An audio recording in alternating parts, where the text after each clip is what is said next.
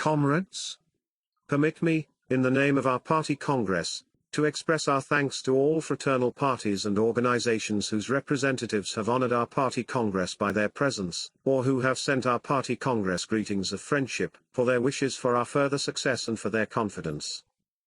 For us, this trust is especially valuable as it signifies their readiness to support our party in its struggle for a better future for the people, in its struggle against war, in its struggle to keep peace. It would be a mistake to believe that our party, which has become a mighty power, does not need more support. That would be wrong. Our party and our country need the continuous trust, sympathy and support of fraternal peoples outside our borders, and will always need it. The special quality of this support lies in that every support of the peace endeavors of our party by each fraternal party, simultaneously signifies the support of their own people in their struggle to keep peace.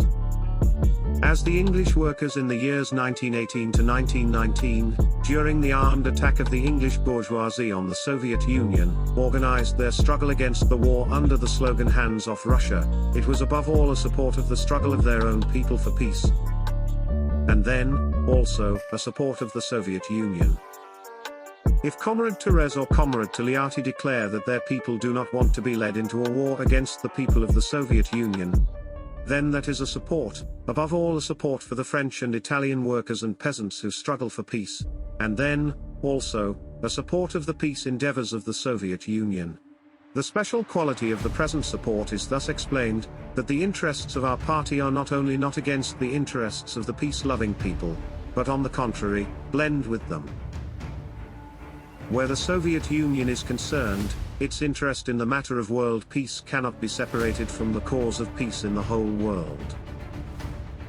It is understood that our party must do its duty by its fraternal parties and support them, and their peoples in the struggle for liberation and in their struggle for keeping peace. This is what the party does. After the seizure of power by our party in 1917, and after our party took real measures to eliminate the yoke of capitalists and landlords, the representatives of the fraternal parties, inspired by our daring and the success of our party, gave it the name Shock Brigade of the Revolutionary Movement, and the Workers' Movement of the World. Thereby they expressed the hope that the success of the Shock Brigade would alleviate the sufferings of the people in the situation of being under the capitalist yoke. I think that our party has fulfilled these hopes, especially in the time of the Second World War, as the Soviet Union smashed the German and Japanese fascist tyranny and liberated the European and Asian peoples from the danger of fascist slavery.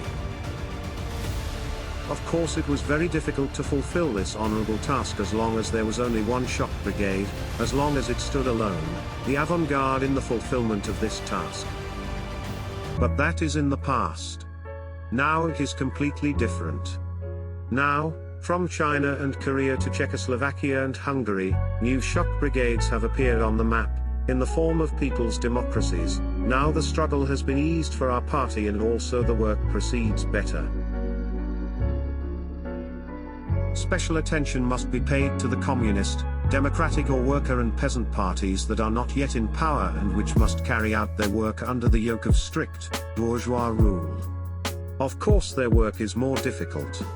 But their work is not so difficult as it was for us Russian communists in the time of the Tsar, as the smallest step forward was declared a serious crime. The Russian communists nevertheless held firm, did not retreat from difficulties and came to victory. The same will be the case with these parties. Why is it that these parties do not have such difficult work as the Russian communists had in the times of Tsarism? Because, first of all, they have the example of the struggle and success, as in the Soviet Union and in the people's democratic countries, before them. Consequently, they can learn from the mistakes and successes of these countries and thus ease their work. Because, secondly, the bourgeoisie itself, the archenemy of the freedom movement, has become different, has essentially changed, has become more reactionary, has lost the cooperation of the people and thus has been weakened. It is understood that these circumstances must likewise ease the work of the revolutionary and democratic parties.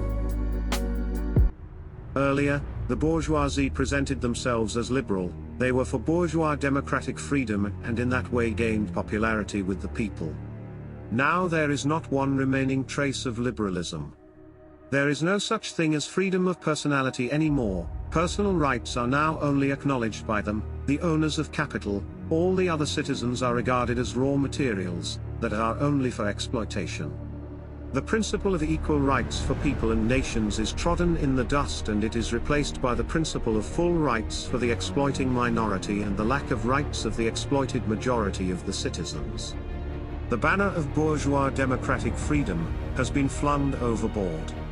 I think that you, the representatives of communist and democratic parties, must pick up this banner and carry it forward if you want to gain the majority of the people. There is nobody else to raise it. Earlier, the bourgeoisie, as the heads of nations, were for the rights and independence of nations and put that above all.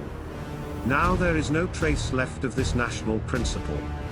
Now the bourgeoisie sell the rights and independence of their nations for dollars. The banner of national independence and national sovereignty has been thrown overboard.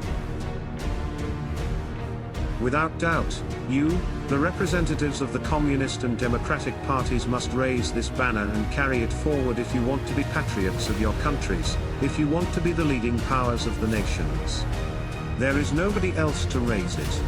That is how matters stand at present. It is understood that all these circumstances must ease the work of the communist and democratic parties that are not yet in power. Consequently, there is every ground for the success and victory of the fraternal parties in the lands of capitalist rule. Long live our fraternal parties. Long life and health to the leaders of the fraternal parties. Long live the peace between the peoples. Down with the arsonists of war.